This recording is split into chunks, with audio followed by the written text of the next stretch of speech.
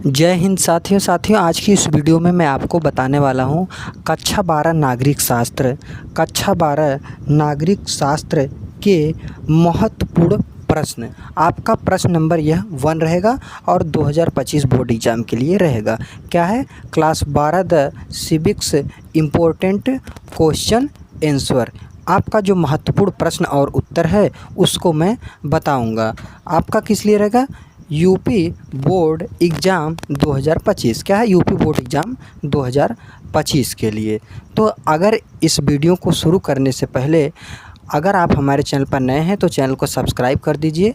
Channel को subscribe करके comment कर दीजिए जिस टॉपिक पर आपको और वीडियो चाहिए या कोई भी टॉपिक पर आप वीडियो चाहते हैं किसी भी सब्जेक्ट पर, और आप वीडियो को शेयर कर दीजिए, वीडियो को लाइक कर दीजिए। अब देखिए आपको आगे भी क्या देखना है। देखिए कक्षा 12 नागरिक शास्त्र के महत्वपूर्ण प्रश्न 1 रहेगा 2025 के लिए, class 12 the civics important question answer, UP board exam 2025। देखिए क्या रहेगा? दीर्घ उत्तरीय प्रश्न यह रहेगा। और प्रश्न नंबर 1 आप तो जान ही रहे हैं। प्रश्न नंबर कितना 31 और 32 नंबर पर यह प्रश्न पूछा जाएगा 250 शब्दों में, यानी 250 शब्दों में आपको लिखना पड़ेगा। 8 नंबर का एक प्रश्न पूछा जाएगा, 8 + 8 बराबर आपका कितना 16 नंबर पक्का हो जाएगा। अगर आप इस वीडियो को देख लेते हैं तो आपका 16 नंबर पक्का हो जाएगा। और इसी तरह की सभी क्वेश्चन में ऑल चैप्टर, कोई भी चैप्टर नहीं बचेगा, ऑल चैप्टर सभी चैप्टर को। अगर आप चाहते हैं नागरिक शास्त्र सिविक्स में 100 में 100 नंबर आए तो हमारे चैनल को सब्सक्राइब करके हमारे चैनल से जुड़ जाइए, क्योंकि हम आपको जो भी आपका इम्पोर्टेंट टॉपिक रहेगा सभी क्वेश्चन को मैं कराऊंगा। तो चलिए आपके वीडियो को मैं शुरू करता हूं। तो हेलो स्टूडेंट्स, आज आप देखने वाले हैं आपका महत्वपूर्ण सिविक्स यानी नागरिक शास्त्र के पॉलिटिकल साइंस के जो आपके इम्पोर्टेंट लॉन्ग क्वेश्चन है। लॉन्ग क्वेश्चन मतलब दीर्घ उत्तरीय प्रश्न है। 8 नंबर के 2 प्रश्न पूछे जाएंगे। मैंने बताया प्रश्न नंबर 31 व 32 पर पूछा जाएगा। यह प्रश्न 31 और 32 पर अथवा करके 2 प्रश्न रहेगा, 4 प्रश्न रहेगा, 4 में से आपको 2 करना होगा। मतलब एक प्रश्न पर अथवा फिर दूसरे प्रश्न पर अथवा। तो देखिए प्रश्न नंबर यही रहेगा आपका। प्रश्न नंबर पहला है आपका, शीत युद्ध की समाप्ति के क्या कारण थे? कह रहा जो शीत युद्ध समाप्त हुआ उसके समाप्ति के क्या कारण थे? देखिए आप ये मत सोचिएगा कि आपका शीत युद्ध चैप्टर नहीं पढ़ना होगा तो ये शीत युद्ध से क्यों प्रश्न पूछा है।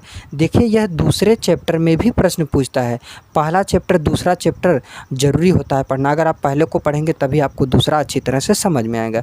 यह प्रश्न देखिए क्या है, 2016, 17, 18, 19, 20, 22, क्योंकि 21 में एग्ज़ाम नहीं हुआ था, 23, 24। आप पूरे यूपी बोर्ड में कितना हर कहाँ पर हर स्टेट में हर राज्य में 7 सेट बनते हैं, तो यूपी में 60 सेट बनता है। अगर आप 7 सेट को देख लेते हैं तो आप ज़रूर जान जाएंगे कि हर सेट में किसी ना किसी साल ज़रूर पूछा जाता है। अगर आप चाहते हैं 95% प्लस 95% प्लस मार्क्स आए तो आप चैनल को सब्सक्राइब करके चैनल से जुड़ जाइए।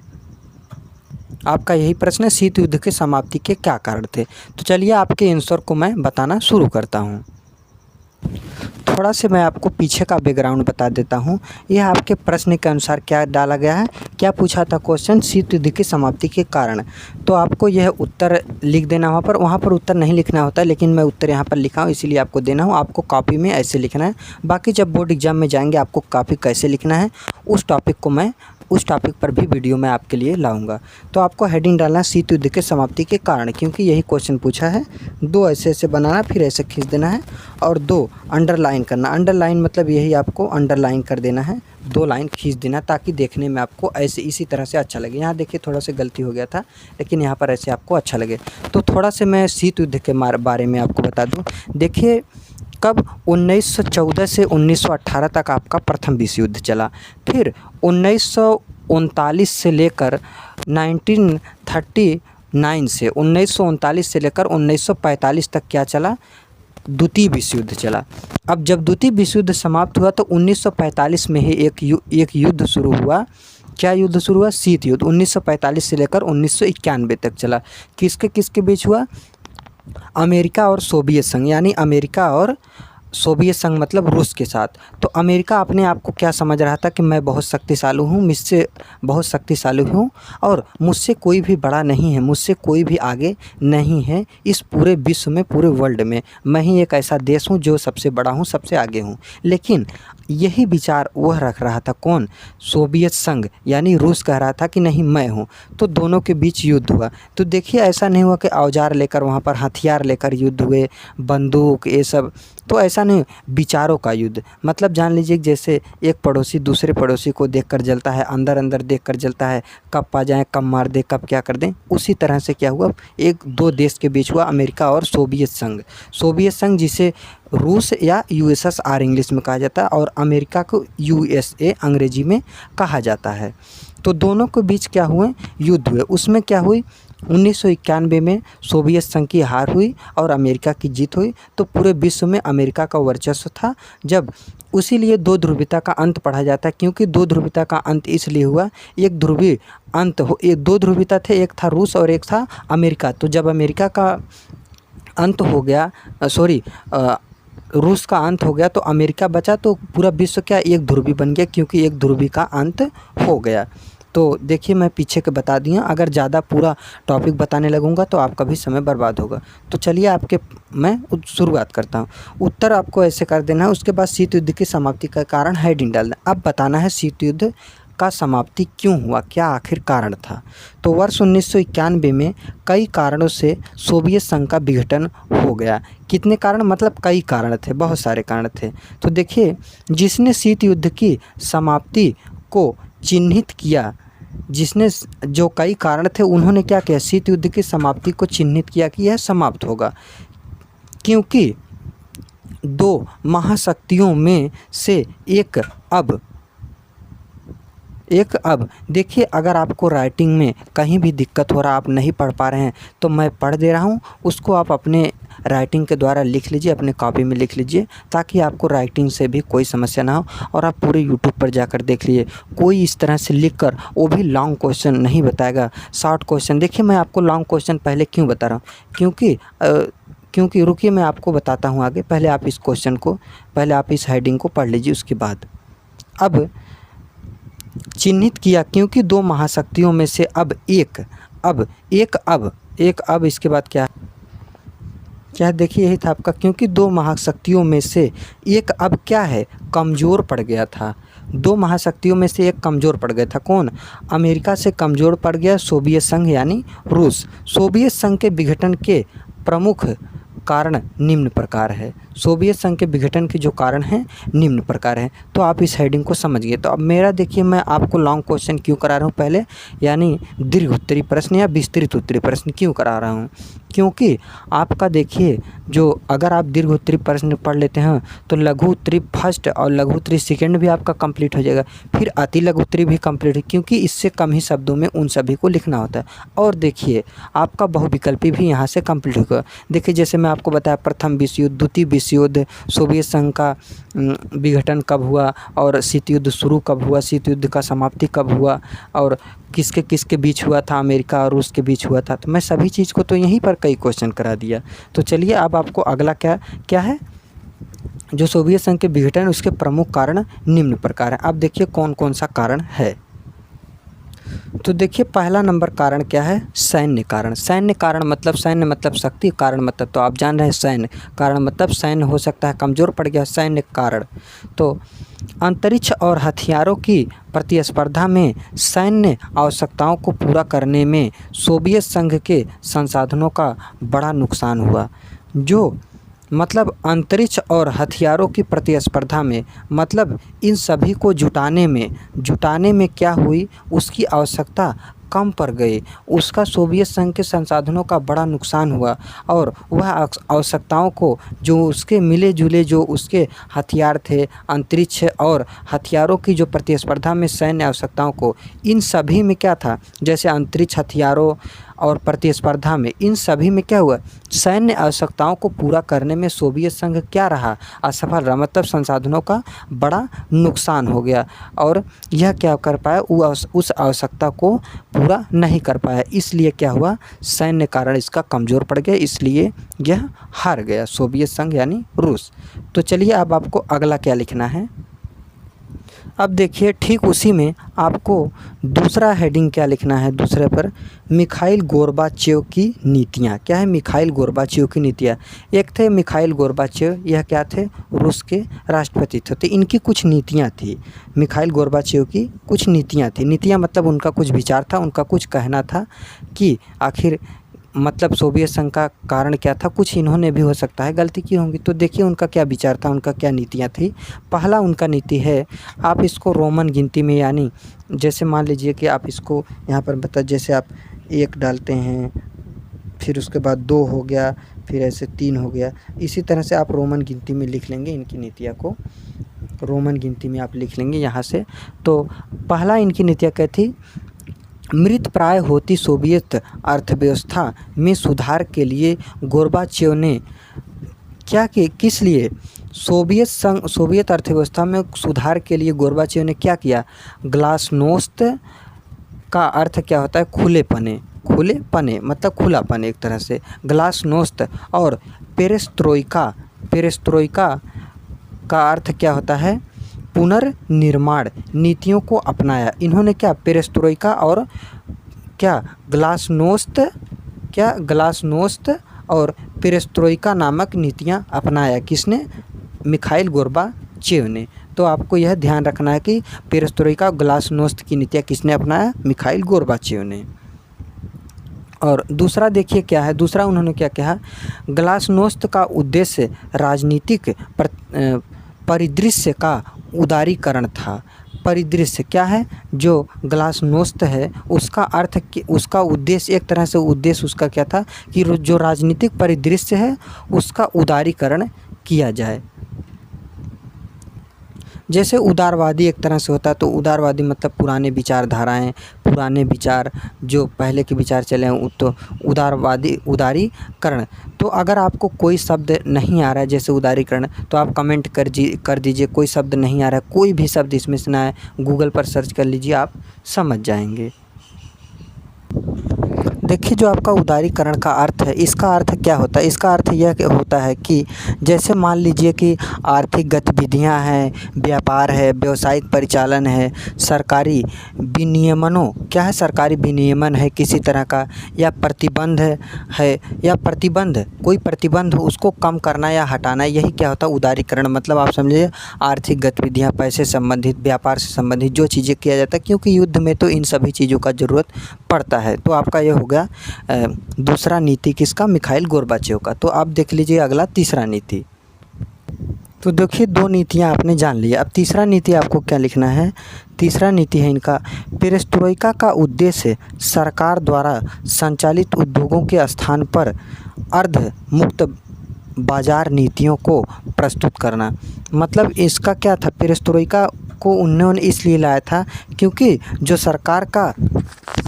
सरकार द्वारा संचालित उद्योग था उसके स्थान पर क्या किया जाए, अर्धमुक्त बाजार नीतियों को प्रस्तुत करना। अर्धमुक्त बाजार मतलब क्या होता है कि आप जान लीजिए, इसका मतलब आप समझ लीजिए एक तरह से जो भी क्या होते हैं बाज़ार में माल होते हैं, सेवाएं होते हैं, उसको उसके जो रेट होते हैं उसके खुले तौर पर बताना अर्धमुक्त बाज़ार एक तरह से होता है। तो उसको क्या करना, जैसे मान लीजिए कोई वस्तु है, उसको जो रेट है, जो उसका प्राइस है, उसको क्या करना है, खुले तौर पर बताना और खुले तौर पर उसको कहना, एक तरह से ये उनका कहना था। और चौथा में देखिए उन्होंने क्या कहा है, चौथे नंबर पर उन्होंने कहा है, इसने विभिन्न मंत्रालयों को अधिक स्वतंत्रता के कार्य करने की अनुमति दी। जो विभिन्न मंत्रालय थे उनको अधिक स्वतंत्रता के कार्य करने की अनुमति दी कि आप स्वतंत्र हैं, अधिक से अधिक आप क्या करें, कार्य करें, अनुमति दी। और कई बाजार अनुकूलन सुधारों की शुरुआत हुई, और कई बाज़ारों में क्या हुई, पूरी तरह से सुधारों की शुरुआत हुई। अब देखिए 5वें नंबर पर उन्होंने क्या कहा, इन कदमों ने साम्यवादी विचार में किसी पुनर्जागरण का प्रवेश कराने के बजाय संपूर्ण सोवियत तंत्र की आलोचना का मार्ग खोल दिया। इन सभी चीज़ों को वह कहते हुए कुछ ऐसे बातें, कुछ ऐसे कदम उठाए जिनसे कि साम्यवादी विचारधारा किसकी थी, सोवियत संघ की थी, और समाजवादी जो विचारधारा था वह था किसका, अमेरिका का था। ठीक, तो इस तरह से विचारधारा थी। तो कुछ ऐसा गलती किए, कुछ ऐसा कदम उठाए उन्होंने, किसने, मिखाइल गोर्बाचेव ने, जिससे क्या हुआ, आलोचना का मार्ग क्या हुआ, खुल गया कि लोग आलोचना करने लगे, इस देश का विरोध करने लगे।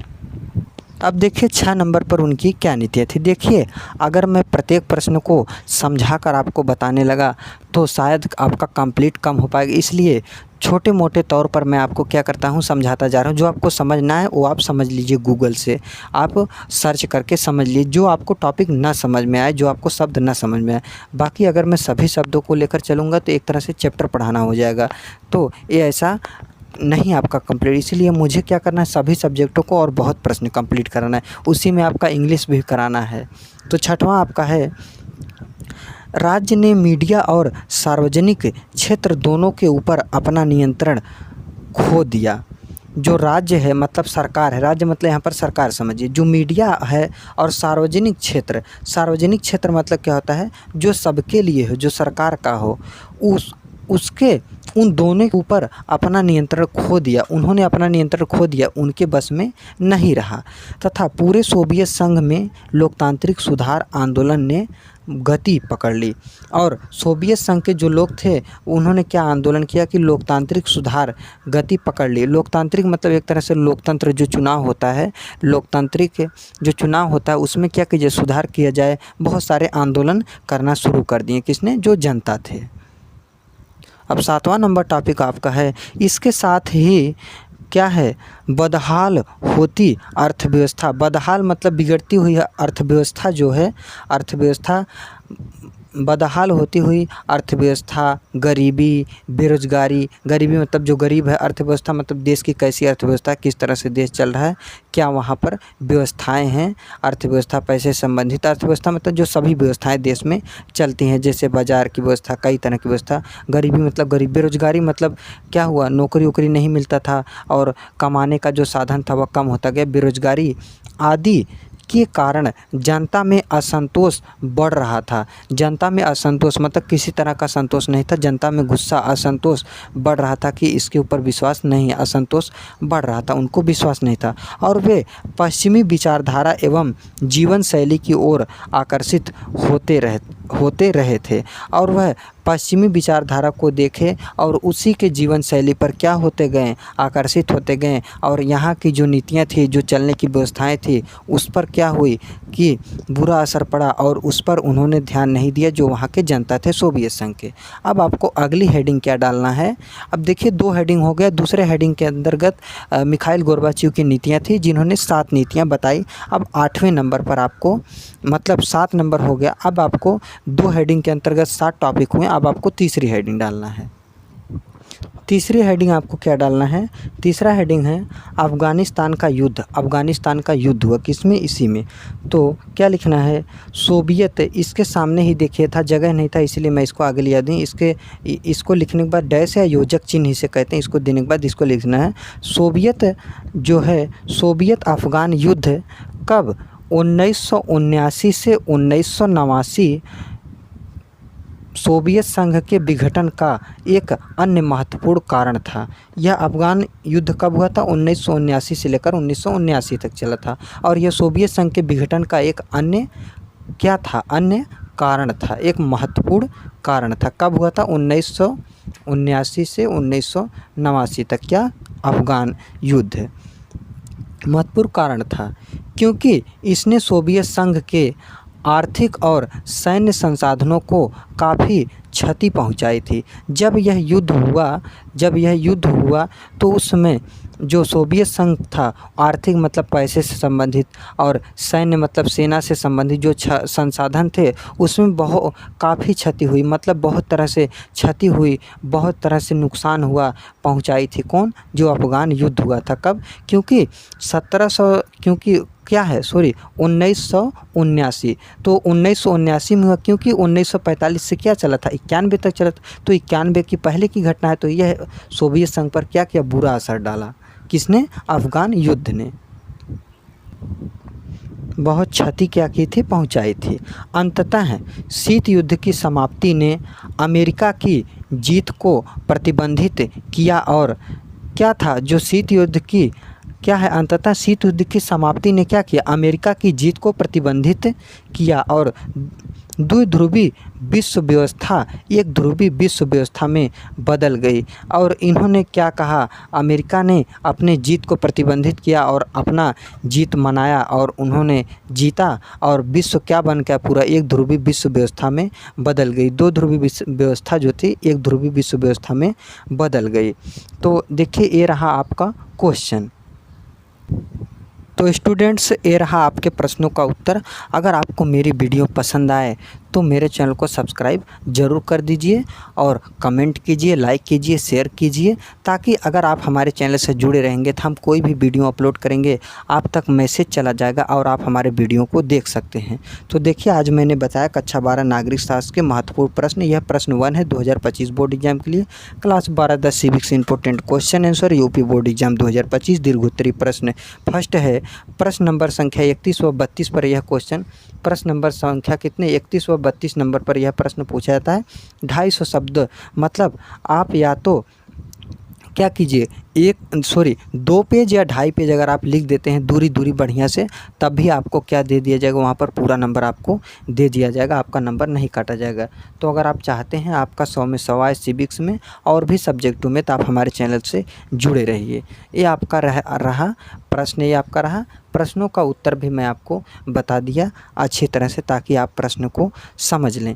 तो देखिए इतना ही थोड़े से समय में। तो देखिए मैंने क्या किया, मैं इसलिए थोड़ा से समझा दिया ताकि जो चीज़ समझ में आता है वो चीज़ हमेशा के लिए याद होता है, लेकिन जो चीज़ हम रट्टा मार लेते हैं वह चीज़ भूल जाता है। तो यह देखिए 2016, 17, 18, 19, 20, 22, 23, 24 में पूछा है, तो 25 में भी पूछा जाएगा, किसी न किसी सेट में ज़रूर आएगा, क्योंकि कई सेट बनते हैं। तो अगर आप चाहते हैं 95% प्लस मार्क्स बने इस सब्जेक्ट में, तो आप चैनल को सब्सक्राइब जरूर कीजिए। तो आज के लिए बस इतना ही, मिलते हैं कल की वीडियो में। जय हिंद, जय भारत।